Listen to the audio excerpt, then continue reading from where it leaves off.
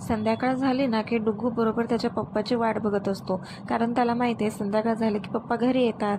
आणि डुग्गूचे पप्पा घरी आले आणि त्यांनी सोबत आणली होती पाणीपुरी. कारण पाणीपुरी म्हटलं की तोंडाला तर पाणीच येते, कोणाचे पण येते. कारण माझे तर खूप फेवरेट आहे. आता बाहेर जाणं तर घडी होत नाही, तर आज डुग्गूच्या पप्पाने ना घरी आणली होती पाणीपुरी. आणि मग तेच मी खायला घेतली. आणि एकच ठिकाण आहे जिथे विदर्भातली पाणीपुरी मिळते, नाहीतर इथे ना तशी ती रगडाची पाणीपुरी भेटते, ती मला काही जास्त आवडत नाही. मला घ्यायचं होतं थोडंसं बाहेरून सामान, तेच घ्यायला मग मी बाहेर गेले. आणि डुग्गूची मस्ती बघा, दुकानामध्ये ना पूर्ण दुकान फिरतो जसं का त्याचंच दुकान आहे.